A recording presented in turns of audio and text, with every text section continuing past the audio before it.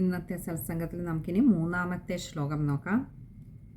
ഊജേ ചാംബുജഭൂരമൂനയിസുരാ സത്യം ധരിത്ര്യാവചോ നന്വസ്യാഭവതാം ച രക്ഷണവിധൗ ദക്ഷോ he ലക്ഷ്മീപതി survey ശർവപുരസ്സരാവയമിതോ ഗത്വാ പയോവാരിധിം നത്വാ തംസ്തു മഹേ ജവാദിതിയയുഃ സാകം തവാകേതനം. മൂന്നാമത്തെ ശ്ലോകം.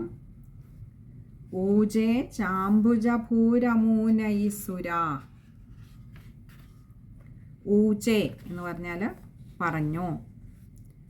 ചാംബുജഭൂരമൂനയി ച അംബുജഭൂഹു അമൂൻ അയി. ഇങ്ങനെ കുറച്ചധികം വാക്കുകൾ അവിടെ വരുന്നുണ്ട്. ച അംബുജഭൂഹു. അംബുജഭൂ എന്ന് പറഞ്ഞാൽ അംബുജത്തിൽ ഉണ്ടായവൻ, ആ ബ്രഹ്മാവ്. അമൂൻ അയി. അമൂൻ എന്ന് പറഞ്ഞാൽ ഇവരോട്, അതായത് ആ ദേവന്മാരോട്, ഐ എന്ന് പറഞ്ഞാൽ ഈ ആ ദേവന്മാരോടായിക്കൊണ്ട് സുരാ സത്യം ധരിത്ര്യാവചോ. സുര എന്ന് പറഞ്ഞാൽ അല്ലയോ ദേവന്മാരെ, നീ പറയുകയാണ്, ഐ സുര അല്ലയോ ദേവന്മാരെ, സത്യം ധരിത്ര്യാവചോ.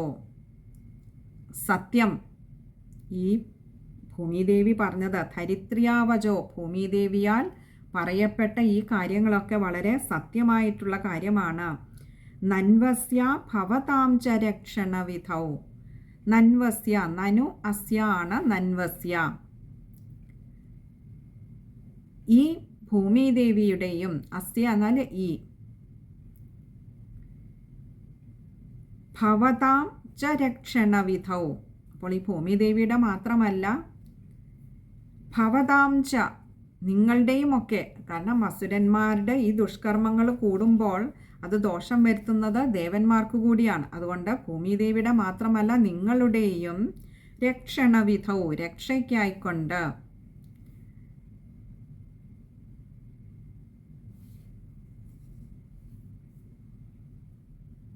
ദക്ഷോ ഹി ലക്ഷ്മീപതി. ദക്ഷഃ ഹി. ദക്ഷൻ എന്ന് പറഞ്ഞാൽ സമർത്ഥനായിട്ടുള്ളത്, സാമർഥ്യമുള്ളത് എന്നർത്ഥം. ഹി ലക്ഷ്മീപതി. ലക്ഷ്മീപതിയായിട്ടുള്ള സാക്ഷാൽ മഹാവിഷ്ണു ഭഗവാൻ മാത്രമാണ് അതിന് സമർത്ഥനായിട്ടുള്ളത്. എന്തിനാ? ഈ ഭൂമിദേവിയുടെ സങ്കടത്തെ തീർക്കുന്നതിനും ഭൂമിദേവിയെയും നിങ്ങളെയും രക്ഷിക്കുന്നതിനായിട്ടും പരിപാലിക്കുന്നതിനായിട്ടും സാമർഥ്യമുള്ളത്, സമർത്ഥനായിട്ടുള്ളത് ആ സാക്ഷാൽ ശ്രീഹരി ഭഗവാൻ മാത്രമാണ്. സർവേ ശർവപുരസ്സര. സർവേ നമുക്കെല്ലാവർക്കും കൂടി ശർവപുരസ്സര. ശർവൻ എന്നാൽ ശിവന്, ആ പരമശിവനെ ഭഗവാനെയും കൂടി, പുരസ്സര എന്ന് പറഞ്ഞാൽ ഭഗവാനെ മുൻനിർത്തിക്കൊണ്ട് നമുക്കെല്ലാവർക്കും കൂടി, വയമിതോ, വയം എന്ന് പറഞ്ഞാൽ നമ്മൾ, ഇതഹ എന്ന് പറഞ്ഞാൽ ഇവിടെ നിന്ന്, ഗത്വാ പയോവാരിധിം. ഗത്വാ പോകാൻ നമുക്ക്, ചെന്നിട്ട് ഇവിടെ പയോവാരിധിം. പയ എന്ന് പറഞ്ഞാൽ പാല്, ആ പാലാഴിയിലേക്ക്, വാരിധി എന്നാൽ കടൽ, പയോവാരിധി ആ പാൽക്കടലിലേക്ക് നമുക്കൊക്കെ ചെന്നിട്ട്, നത്വാ തംസ്തു മഹേ ജവാദിതിയയോ. നത്വാ തം. നത്വ എന്ന് പറഞ്ഞാൽ നമസ്കരിക്കുക, സ്തുതിക്കുക. ഭഗവാനെ അവിടുത്തെ നമസ്കരിച്ച്, തം സ്തുമഹേ എന്ന് പറഞ്ഞാൽ ഭഗവാനെ, ആ ശ്രീഹരി ഭഗവാനെ നമുക്ക് നമസ്കരിച്ച് അവിടെ നിന്ന് സ്തുതിച്ച്, ജവാദിതിയു.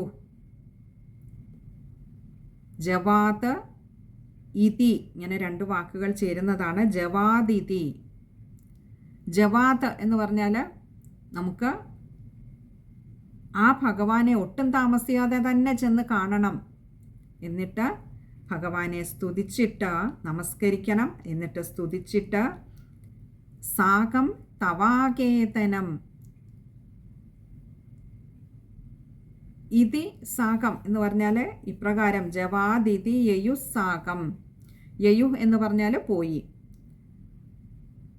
സാകം എന്ന് പറഞ്ഞാൽ ആ പറഞ്ഞ സ്ഥലത്ത് നിന്നും എല്ലാവരും കൂടി ചേർന്ന് തവ ആകേതനം, അങ്ങയുടെ വാസസ്ഥാനത്തേക്ക് പോയി. അല്ലയോ ഭഗവാനെ, ആ പാലാഴിയിലേക്ക് അവരെല്ലാവരും കൂടി പുറപ്പെട്ടു. അപ്പോൾ ആദ്യം അവരൊക്കെ ശിവഭഗവാനെ കൂടെ കൂട്ടിയിട്ട് ശിവഭഗവാനെ മുൻപിൽ നിർത്തിക്കൊണ്ട് നമുക്കൊക്കെ ഭഗവാനെ ധ്യാനം ചെയ്യണം, ഭഗവാനോട് പ്രാർത്ഥിക്കണം എന്നൊക്കെ അവർ ആദ്യം എങ്ങനെയാണ് കാര്യങ്ങൾ നീക്കേണ്ടത് എന്ന് ബ്രഹ്മാവ് ആദ്യം അവരോട് പറഞ്ഞു കൊടുത്തു. ഭൂമിദേവി പറയുന്ന ഒന്നും കള്ളമല്ല. ഒരുപാട് സഹിച്ചിരിക്കുന്നു, ക്ഷമിച്ചിരിക്കുന്നു, അനുഭവിച്ചിരിക്കുന്നു, സങ്കടപ്പെട്ടിരിക്കുന്നു ഭൂമിദേവി ഈ ദുഷ്ടന്മാരുടെ കർമ്മങ്ങൾ നിമിത്തം. അതുകൊണ്ട് ഭൂമിദേവിയെ രക്ഷിക്കുന്നതിനും തന്നെയല്ല, ദുഷ്ടശക്തികൾ വളർന്നാൽ നല്ല ശക്തികൾക്ക് ശക്തി കുറയും.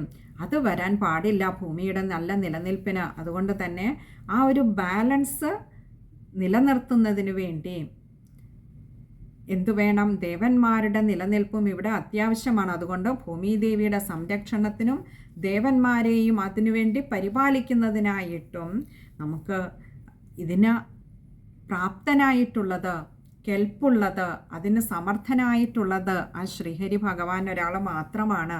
ആ ഭഗവാനെ നമുക്ക് പോയി കാണാം. നമ്മൾ മാത്രമല്ല, നമുക്ക് ആദ്യം ശ്രീ പരമശിവൻ ഭഗവാനെ പോയി കണ്ടിട്ട് അവിടെ നിന്ന് ഭഗവാനെയും കൂട്ടിയിട്ട് ഭഗവാനെ മുൻനിർത്തിക്കൊണ്ട് പോയി നമുക്ക് പാലാഴിയിൽ പോയി ആ ശ്രീഹരി ഭഗവാനെ കാണാം. കണ്ട് നമസ്കരിച്ച് ഭഗവാനെ സ്തുതിച്ച് കാര്യങ്ങളൊക്കെ നമുക്ക് ഭഗവാനോട് അപേക്ഷിക്കാം, നമ്മളെ രക്ഷിക്കണമെന്നുള്ള കാര്യമെന്ന് ബ്രഹ്മാവ് ഉപദേശം കൊടുത്തു.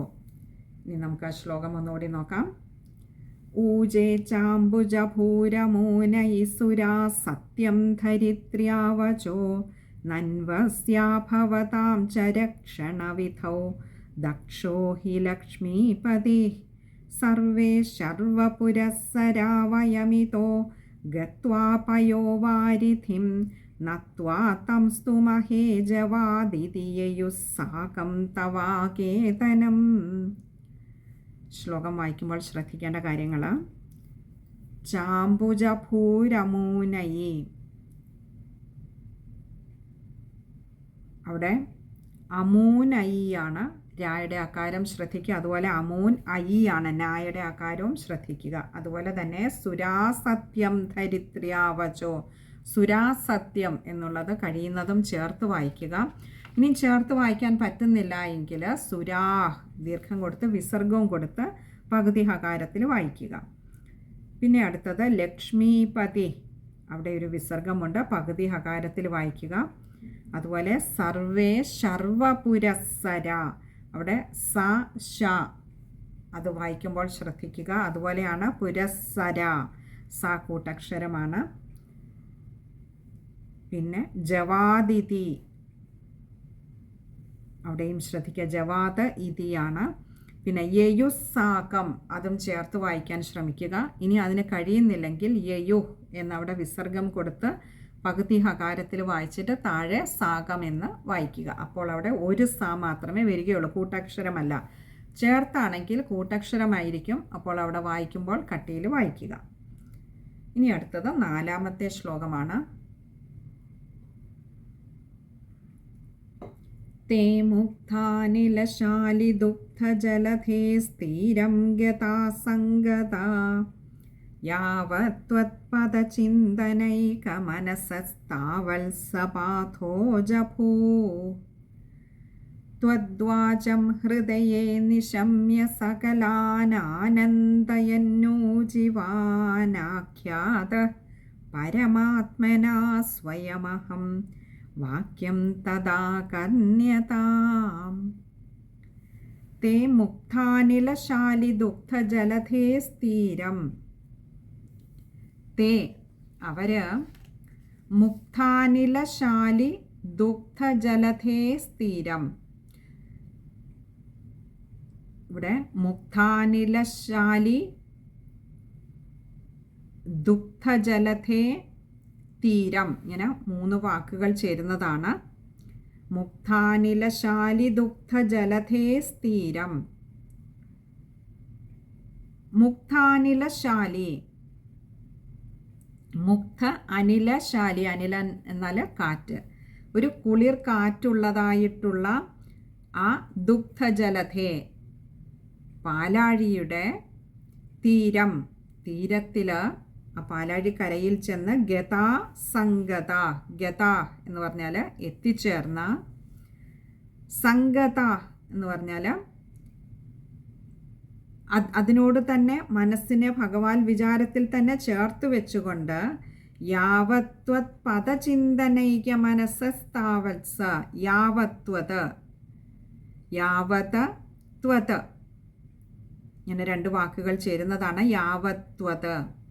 യാവത്, യാതൊന്നിനെയാണോ മനസ്സിൽ നനച്ചുകൊണ്ട് ഇവിടെ എത്തിയത് ആ ഒന്നിനെ തന്നെ, തത് അതിനെ തന്നെ മനസ്സിൽ, അതിൽ തന്നെ മനസ്സിനെ ചേർത്ത് വെച്ചിട്ട്, ആ ഭഗവത്പാദ വിചാരത്തിൽ തന്നെ സ്മരണയിൽ തന്നെ മനസ്സിനെ ചേർത്ത് വെച്ചിട്ട് പാഥോജഭൂഹു, ആ ബ്രഹ്മാവ് ത്വദ്വാചം ഹൃദയെ നിശമ്യ, ത്വദ്വാചം ഭഗവാനെ അങ്ങയുടെ വാക്കുകളെ, അങ്ങയുടെ ആ ഒരു തിരുമൊഴിയെ ഹൃദയെ നിശമ്യ തൻ്റെ ഉള്ളിൽ കേട്ടിട്ട്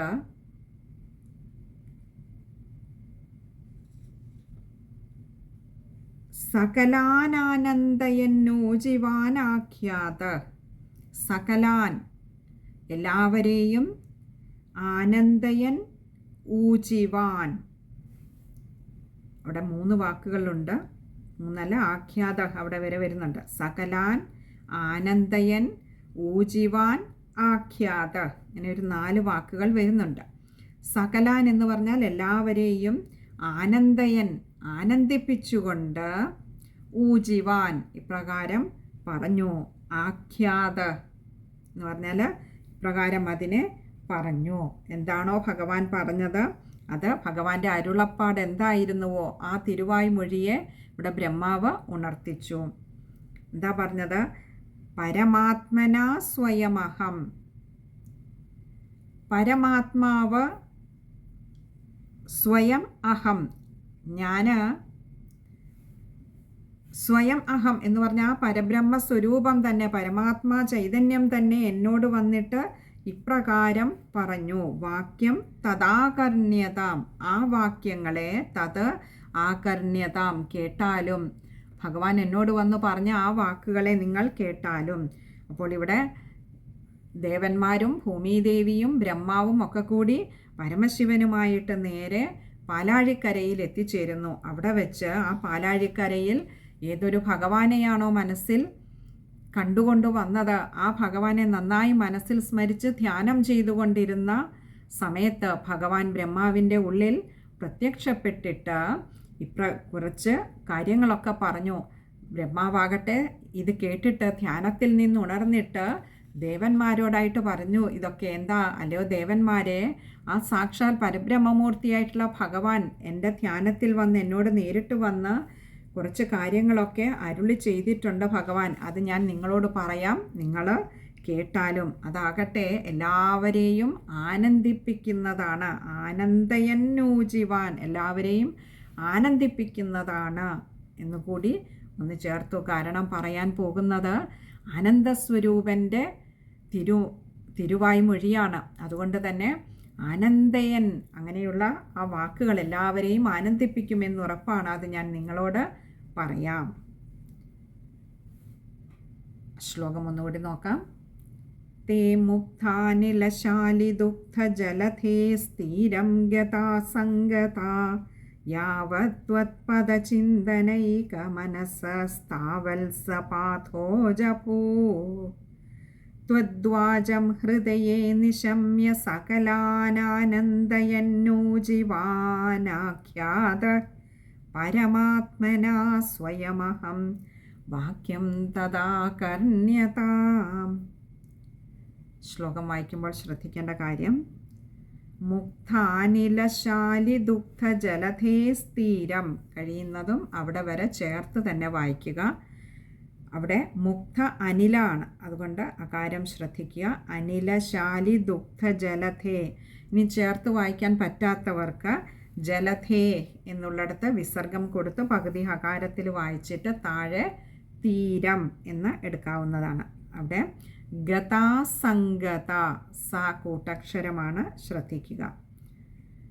അടുത്ത വരിയിലും അതേപോലെ തന്നെ പദചിന്തനൈക മനസ്സസ്താവത്സ, അതത്രയും കഴിയുന്നതും ചേർത്ത് തന്നെ വായിക്കുക. ഇനി അങ്ങനെയും വായിക്കാൻ കഴിയുന്നില്ലെങ്കിൽ പദചിന്തനൈക മനസ്സ്, പദചിന്തനൈക മനസ്സ് അവിടെ വിസർഗം കൊടുത്ത് നിർത്തിയിട്ട് പകുതി ഹകാരത്തിൽ വായിച്ചുകൊണ്ട് താഴെ താവത്സ, അവിടെ പിന്നെ സ വേണ്ട, സ്ഥാവത്സ അല്ല താവത്സ.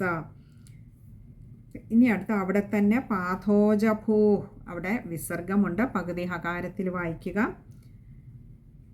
പിന്നെ സകലാനാനന്ദയന്നൂജിവാനാഖ്യാത, അവിടെ അതത്രയും ചേർത്ത് വായിക്കാൻ കഴിയുന്നവർ അങ്ങനെ വായിക്കുക. അല്ല എങ്കിൽ സകലാൻ എന്നവിടെ എടുത്തിട്ട് താഴെ ആനന്ദയന്നൂജിവാൻ എന്നെടുക്കുക.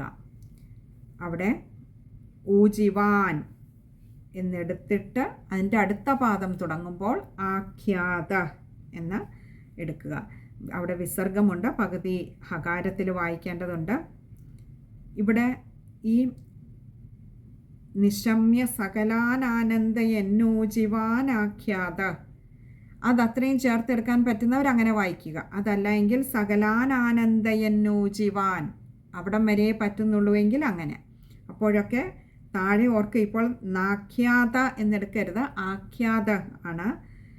അതുപോലെയാണ് സ്വയമഹം, അവിടെ സ്വയം അഹമാണ്, മായയുടെ ആകാരം ശ്രദ്ധിക്കുക. അതുപോലെ തദാകർണ്യതാം, തത് ആകർണ്യതാമാണ്, അവിടെ ദായുടെ ആകാരം ശ്രദ്ധിക്കുക. ഇത്രയും കാര്യങ്ങളാണ് ആ ഒരു ശ്ലോകം വായിക്കുമ്പോൾ ശ്രദ്ധിക്കേണ്ടതായിട്ടുള്ളത്. ഇനി അടുത്തത് 5ാമത്തെ ശ്ലോകമാണ്. അത് നമുക്ക് അടുത്ത സത്സംഗത്തിൽ കാണാമെന്ന് കരുതുന്നു. ഹരേ കൃഷ്ണ.